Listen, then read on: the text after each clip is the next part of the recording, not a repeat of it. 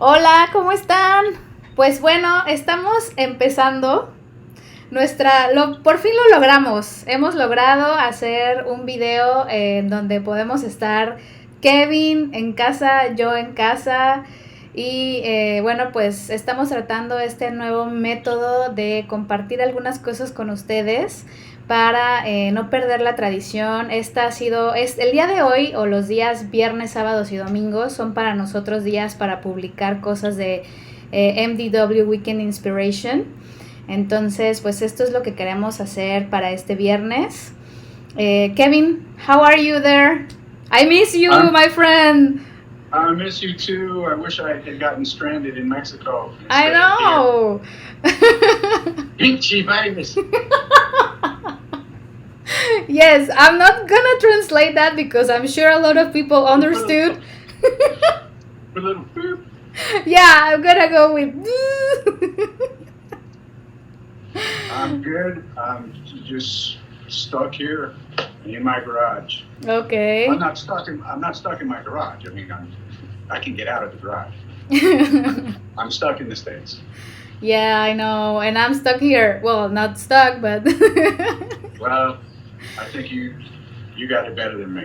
Oh, but well, let's hope you're gonna be here soon. And meanwhile, let's try to do some new things. Something new because of this. And also, we'll just tell everybody that we're not professional movie reviewers. Yes. We might not even be good amateur movie reviewers. We'll find out tonight. Yes.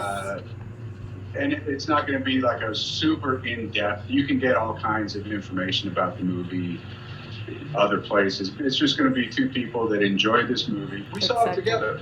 Yes. Yes, we saw it together, and it was so nice because I could ask you like a lot of things from the context of the movie. Right. Yeah, so we're just going to have a little discussion and try this. And everyone, please, this is the first time we're doing this. Our other transmissions were little announcements about what's coming up. This is the first time we're going to actually have a conversation. So be forgiving. Sí, bueno, pues básicamente lo que pues está diciendo Kevin es que es la primera vez que vamos a hacer esto. No somos para nada expertos ni críticos de cine, pero una de las cosas que les comentaba en la transmisión pequeña que hice el día de ayer, pues es que justamente nos gustaría compartir con ustedes nuestros puntos de vista, algunos detalles que podemos ver en la película y que para ustedes tal vez pueda ser útil. Y bueno, pues justamente lo que comenta Kevin, ¿no? Si en algún momento ustedes desean ver otras opiniones y complementar a lo mejor lo que nosotros les estamos pues compartiendo, ¿no? En esta pequeña transmisión, pues adelante, ¿no? Les repetimos, y como dice Kevin al final, pues sean benevolentes con nosotros y hay que benévolos. Y bueno, pues vamos a darle, ¿no? Vamos a ver qué tal funciona esto. Okay, Kevin, so Once Upon a Time in Hollywood. Yes. That's the movie we want to talk. An unusual choice. Yes. For our first thing to discuss, because it's not a big special effects kind of movie, and we do special effects, prosthetic makeup effects. Yeah. But we both enjoyed the movie, and because this is different times, unusual times, let's do an unusual topic to start. Let's make this as difficult as possible to do our very first one. So exactly, like instead we chose like something that we are really experts on. Yeah, I know. It's just well, we both like the movie. It's cool. I liked it because it's a story of a friendship of two guys. Yep. The TV star Rick Dalton and his stunt double Cliff Booth. And yes. Neither one of them has the career that they really want. You know, they've had better times, and so they can kind of connect on that level. You know, that they understand each other. Even though Rick lives in the Hollywood Hills in a nice house, and Cliff lives, for some reason, in a shack behind the Van Nuys Drive-In Theater. Yes. So and then it's what I wanted to say also, like in the first place, is that obviously this movie goes or it's located in Los Angeles, Hmm. particularly in Hollywood. So that's Yeah. Once Upon a Time in Hollywood, 1969, right? Yeah. Yes. And like you said, like this friendship, it's very unusual, yes, but at the same time, I think sometimes that's how the best friendships sometimes go, no? Yeah. Comes out of nowhere, like me and you. Yes, exactly. So, and one of the things that I really liked, and when I went out from the when we went out from the movie, Hmm. it was like this feeling like why is it like okay, so it's a true story, but in the first place they are talking about cowboys, no, or westerns, and there are Right. like a lot of things involving or like there are like happening here, no. We Right. hear a lot of times like the name of Steve McQueen, and then we see a bus that it has a Clint Eastwood picture, so there are like a little bit of hints about this. During the, especially during the 1950s, when TV first started, uh, westerns were very popular. I mean, they were popular in the movie theaters, but on TV there was like just a ton of all kinds of different westerns, Okay. and that lasted up into the 70s. There was westerns on TV.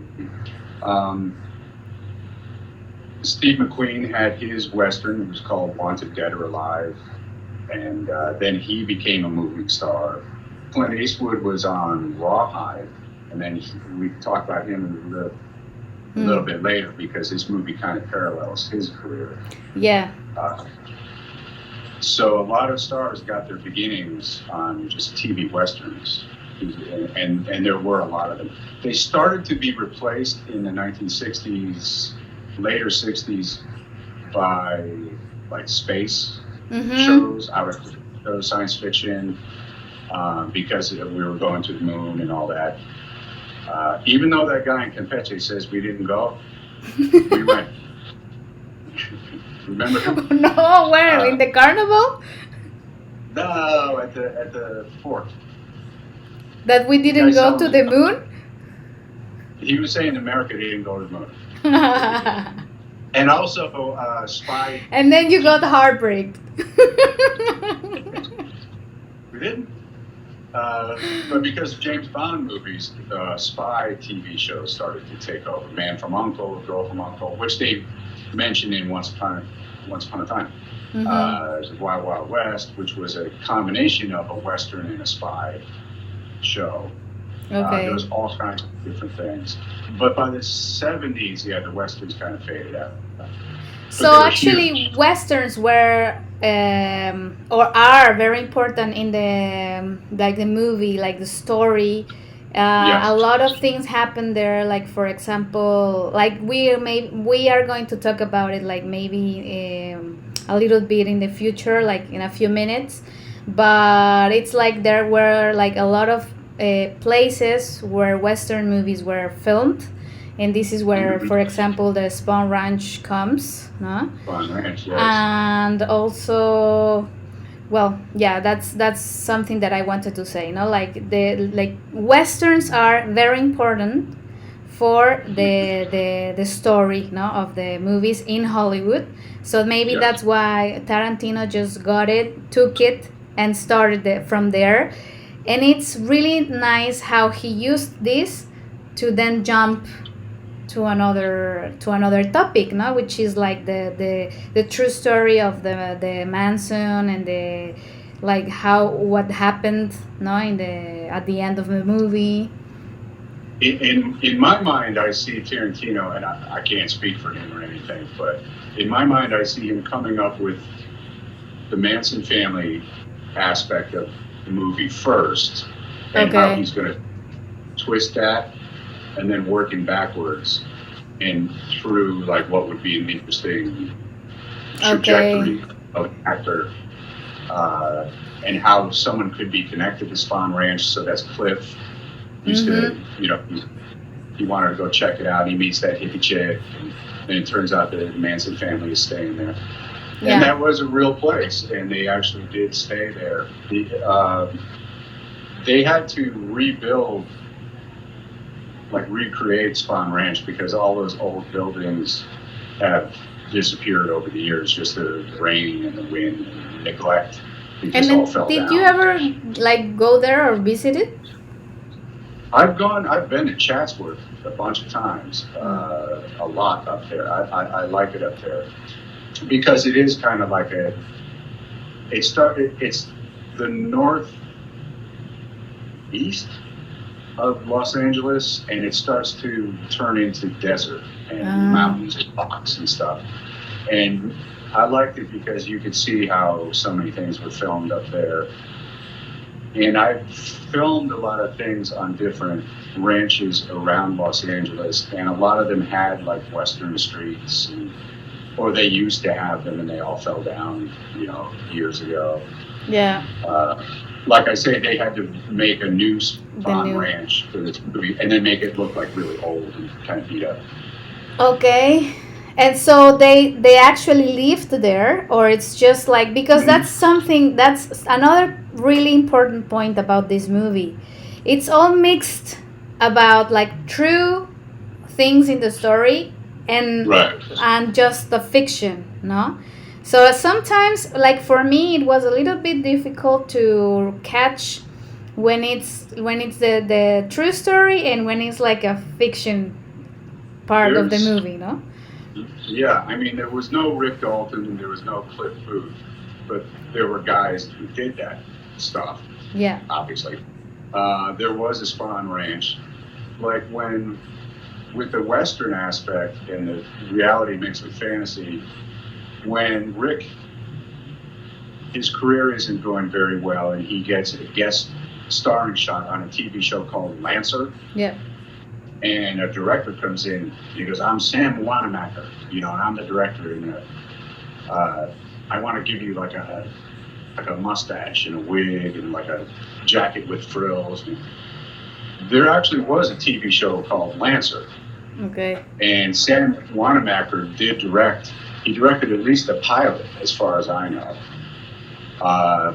Timothy Oliphant, who's in Santa Clarita Diet, yes, Justified, and all that. And I know that he's one of our best actors, like our favorite actors. And it was like, it's funny because he's there and he did also like cowboy things or Western things, and then he's there. And he's playing an actual actor. He's playing a guy his name was James Stacy, and he was one of the stars of Lancer. And then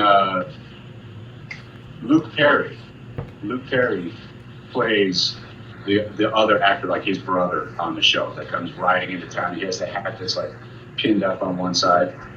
Okay. So they're actually playing real people on a real TV show that Rick Dalton is now guest starring in. So it's mixed. And like the episode of the FBI was a real show.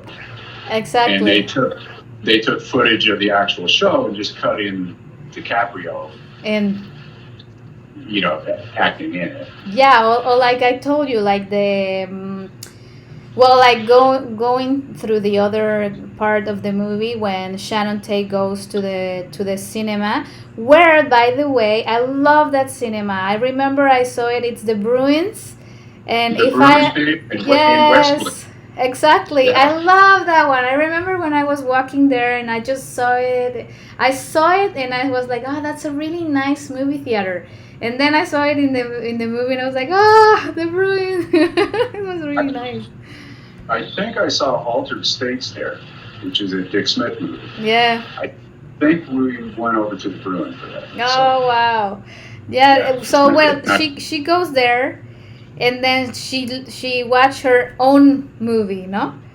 Yeah, The Wrecking Crew. Yeah, but it's the actual movie.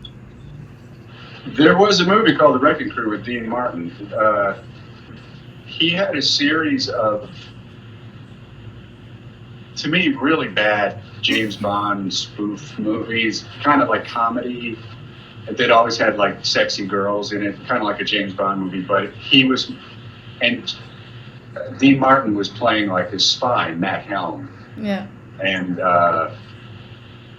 that was one of them. And they just intercut, her like rehearsing and practicing, and then the real movie. And, yeah. Okay. Yes. So that's why sometimes it makes for me it's difficult. And for example, like you said before, no, like they had to recreate the ranch for the movie, but some other places they still exist. Boulevard. Yes, like the bar, no. The where with the Bloody Mary.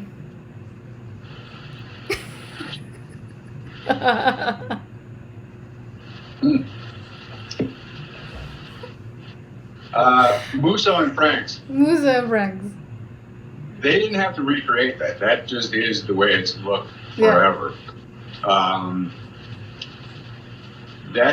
I used to go there all the time. They had good martinis and good food. And you did the same, like with the Brad Pitt, like with the Bloody Mary, like yes.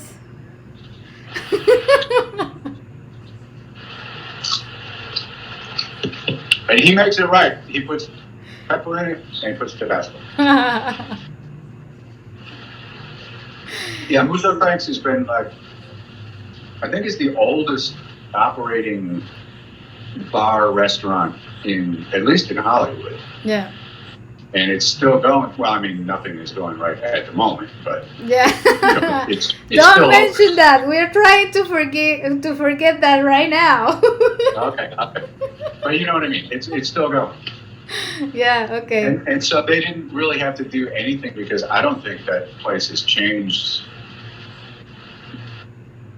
In the movie, it hasn't changed since I was there, and I haven't been there for 10 years, and I don't think it changed before that for 50, 60, 70 years, however long the place has been open. I think they just kept everything the same. Yeah. And the waiters all have like red jackets on. And, it's very old fashioned. They purposely kept it. Probably after the movie, it got like more, I don't know, like known or visited, or people maybe wanted to go. Yeah, I mean, it always seemed to be pretty popular. But maybe now for younger people who saw the movie, that it's like, we can actually go there. Like, it's right there.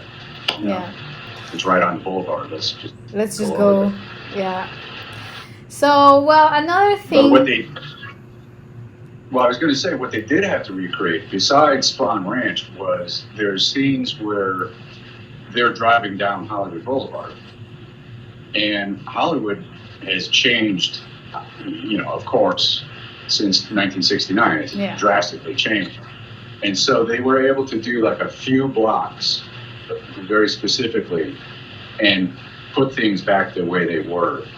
Like you see Cliff driving, after he drops Rick off at home, he's driving down Hollywood Boulevard to go over Van Nuys. Which I think he's going a little too. I guess he can still do it and get up on the freeway. It's hard for me to remember the geography. But he goes by like the Pussycat Theater, which was a porn theater, and the billboards that they put up, from that time. So they dressed like a pretty long stretch of Hollywood Boulevard to look like 1969. Wow. So it's pretty amazing, all that, the art direction.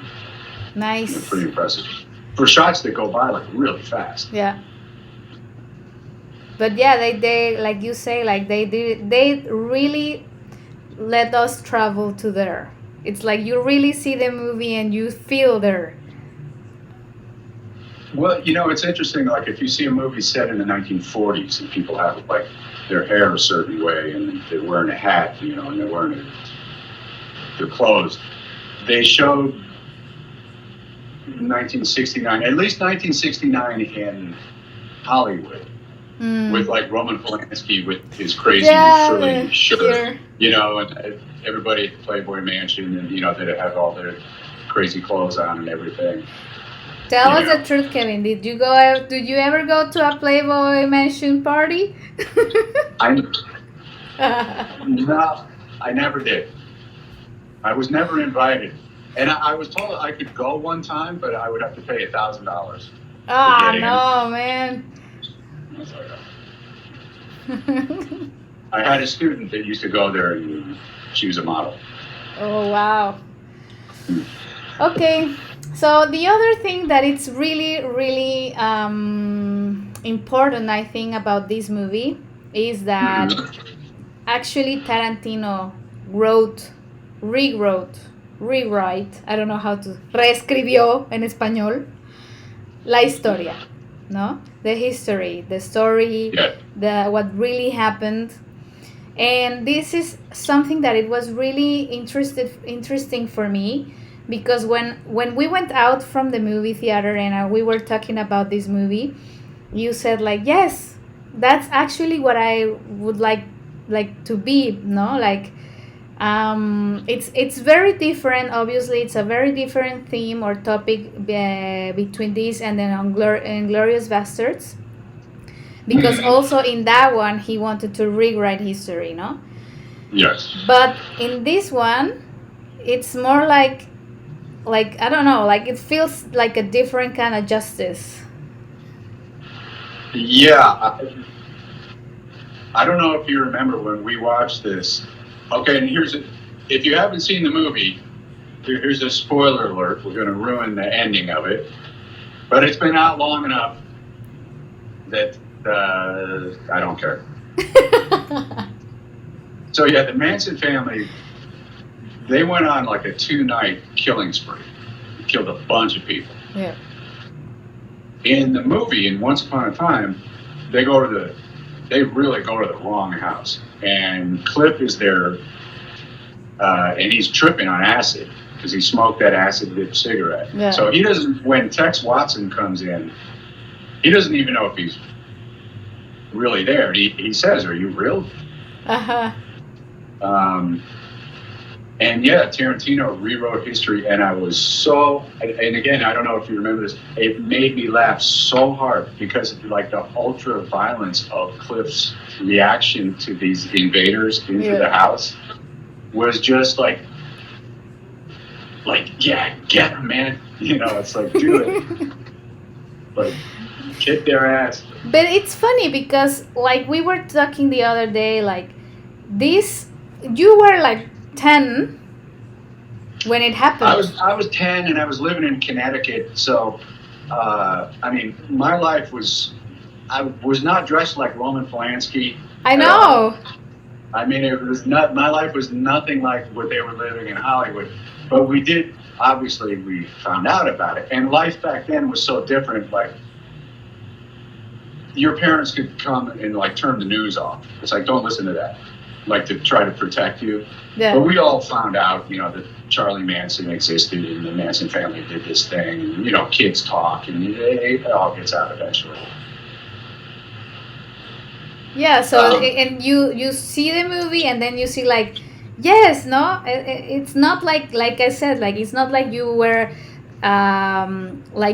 20 or 30, like you were a kid. But even though now that you see the history rewrote, it's like, yes, I like this.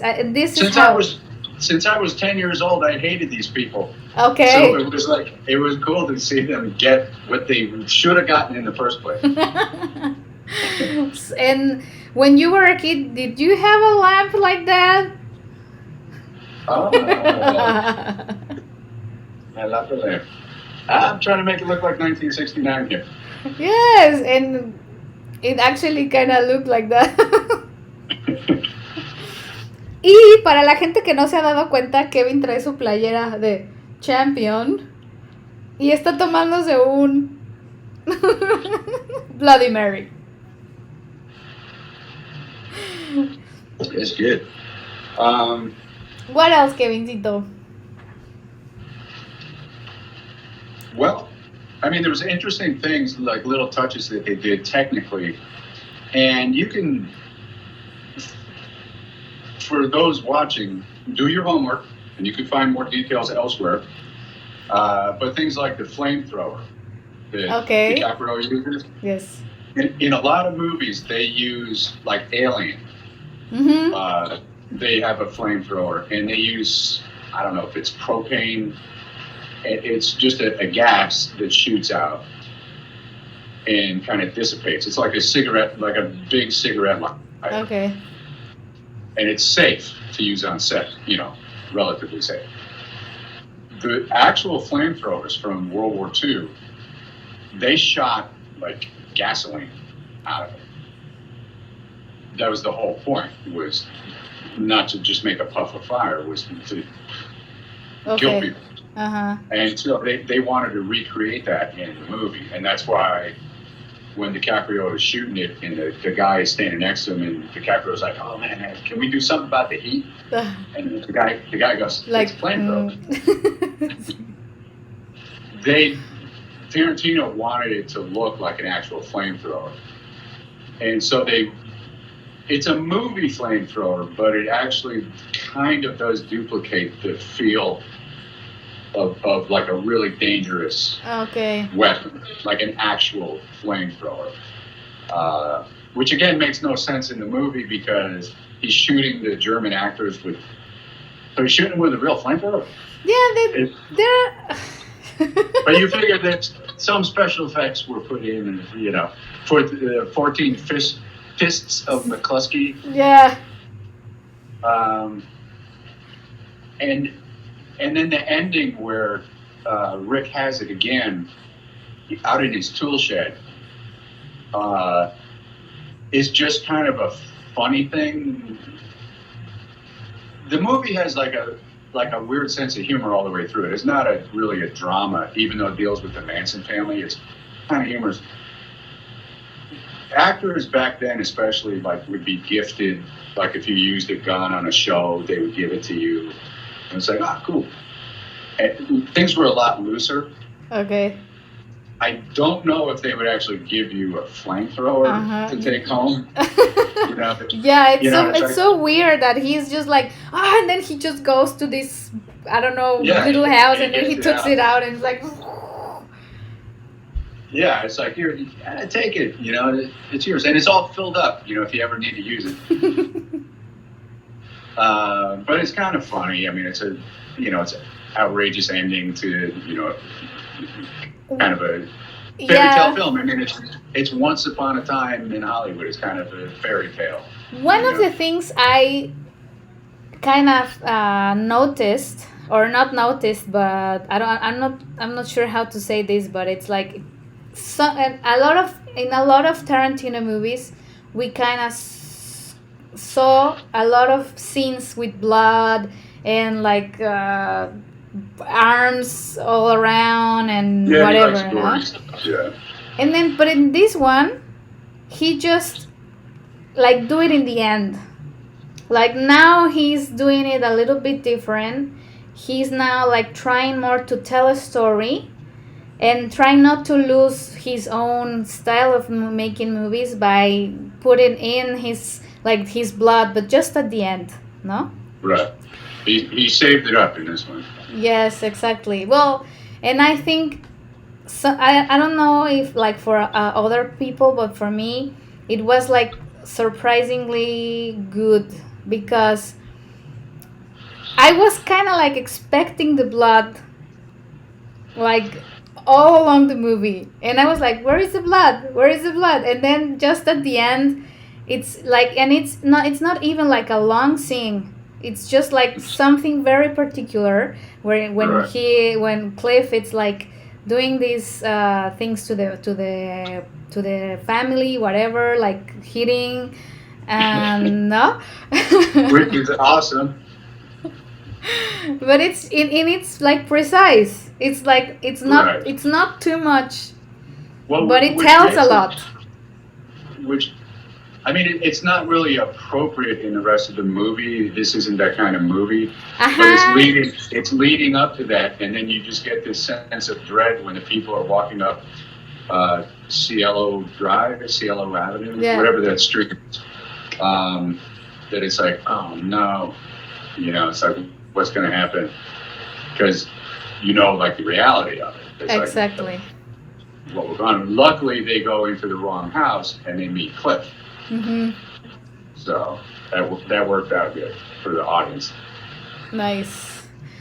Yeah. Well, for me, I don't think I have a lot more things to say. Maybe just I want to point some things that I noticed in the movie and that really reminded me of you.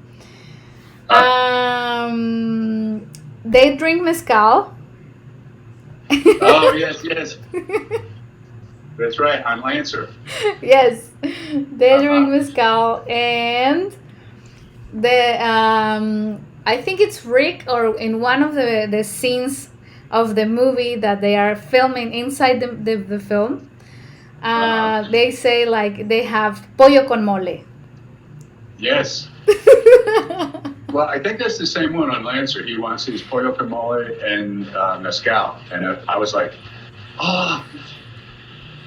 so do I. Yes, and I am so sorry that you are not here, my friend, because I was wondering, like, I was imagining you watching the movie there without me, like doing your notes, and then listening to mezcal and pollo con mole, and I was like, oh man, this is gonna be hard for him. It was tough. That was a tough day when I watched that movie again, and it's like, and I'm stuck in South Carolina. There's just nothing but McDonald's and Taco Bell. Yeah, you're gonna be here soon, I hope. But yeah, and it might be just something to point out, like when they show like Rick's old TV shows. The screen goes to a square. Okay, yes. From the of the wide format of it used to be letterbox, but what everyone is used to now. Because TVs used to just be a square. The screen was a square, and so they didn't film anything else. So Tarantino, that was I thought that was clever. That he thought, we'll just show that the TV shows look like that, and then the movie goes back into the wide format. Like to make the difference, no? Yeah, to show the difference, because they didn't shoot anything wide back then. I mean, the behind-the-scenes stuff, when Rick meets the little girl, and he's reading his book, and she's reading the script, and that kind of stuff. That's just a movie, so it's wide. But then, when they're filming it, that's wide because they're actually kind of filming it. But when they show like the black and white clips of these shows, it goes into the square what the old TV shape, the ratio used to be. Yeah. Okay. Just in case younger people wouldn't know that. No, and I think it's a nice thing to share because, like you said, I don't think a lot of us don't know that. A little detail, yeah. I grew up with square TV screens, so. Nice. Okay, so let's just finish our transmission, our video. I would like maybe to tell us a little bit about this concept or this thing about the spaghetti westerns. Well, we didn't mention Clint. Exactly. Okay. Well, Rick's story kind of parallels a little bit. I mean, it's kind of loosely based on Clint Eastwood. Mm-hmm. He played a character called Rowdy Yates on a TV show called Rawhide in the late 50s. Clint got a contract with Universal Studios. He had like a couple of bit parts, and then Universal thought, nah, this guy's going to go nowhere. And they didn't renew his contract. Okay. He did like a couple of TV things, but it wasn't really going anywhere for him. And then he got an offer to go to Italy. to do a movie for Sergio Leone that was, it ended up being a fistful of dollars. Originally it was like Cowboy Joe, or it had some stupid name, but it ended up being fistful of dollars. And they had been making Westerns in Italy for a while, and in Hollywood, it was kind of like a derogatory term to just call them spaghetti Westerns. It's like, they're not like ours. They're not good like ours. Okay. You know. And they really weren't. I mean, there were millions of them, and they weren't very good. But Fistful of Dollars was actually really good. And what happened to Clint was he shot the movie and then came back to the States, and he didn't think anything of it. You know, he said, well, you know, I got a trip to Italy out here, and that's about it.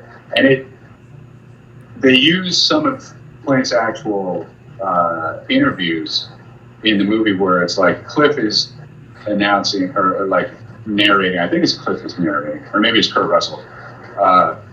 Where Rick Dalton does not like their style of filming, where everyone, they don't record sound. Everyone just speaks their language. So Rick is speaking English, there's another guy speaking Spanish, there's another guy speaking Italian, and then after the movie's done, they just dub all the dialogue back. And that's what Clint said. It was just like really hard sometimes shooting a movie, and you know, everyone's just speaking different languages. You know, he said it was kind of unsettling, but he just got through it. Okay. Clint came back to the States, didn't really think anything of it, and he said I think he said a year later he was notified that this little spaghetti Western that he did blew up into this worldwide thing. It hadn't really gotten to the States yet, but it was like this huge hit, like all over Europe. And then Leone wanted to do another one. And then that was called for a few dollars more, and that made a lot of money. And then they made a third one, which was an epic that has become such a classic, and that was The Good, the Bad, and the Ugly. Like my favorite movie. Yes, that's why. That's why we kind of picked this movie to talk about, because it has a lot of information. It has a lot of context. It has a lot of things around, and I think that's why also we liked it a lot. Because well, we love movies. Yes. And if you watch this movie, there's so many opportunities to study and reference other movies in history, Yes. like other avenues to look at if you like movies, if you're interested. How do I keep talking like this? I'm looking at myself. I don't know. Hey. La pasta, because Get you out of my are with the kitchen. spaghetti westerns. Get out of my kitchen. Yeah, I mean, there's all kinds of things, and even, you know, like the Manson family and you know, all the Helter Skelter stuff, and you know, and that how Charlie Manson referenced the Beatles with that, and like all that history. And even if you want to go beyond that, was all the racial unrest in the 60s, and the Vietnam War was going on then, and we had just, you know, it just landed on the moon. I mean, it's crazy, like how busy the 1960s were, and then even going beyond the movies. You know, when John Kennedy was killed, well, earlier, 63, I'm sorry. And then the year before, 1968, his brother, Bobby Kennedy, was assassinated in Los Angeles, and Martin Luther King was assassinated. And then in 1969, we had just done the moon landing, so everyone was feeling good. You know, it's like, you know, it's been so bleak for so long, and the war is going on and all of this horrible stuff.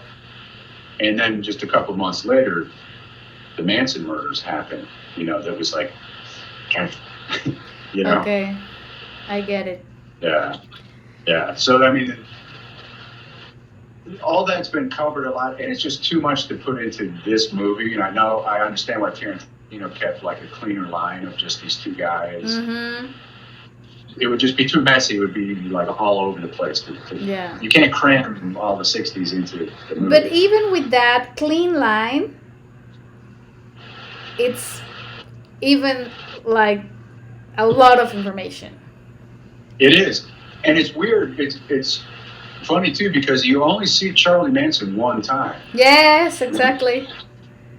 When he goes over to the house next door, where Sharon Tate lives now, and he talks to Jay Sebring, Yeah. who was like a real fancy hairdresser guy. Ah, okay. Yeah, that's what he did. And Charlie's looking for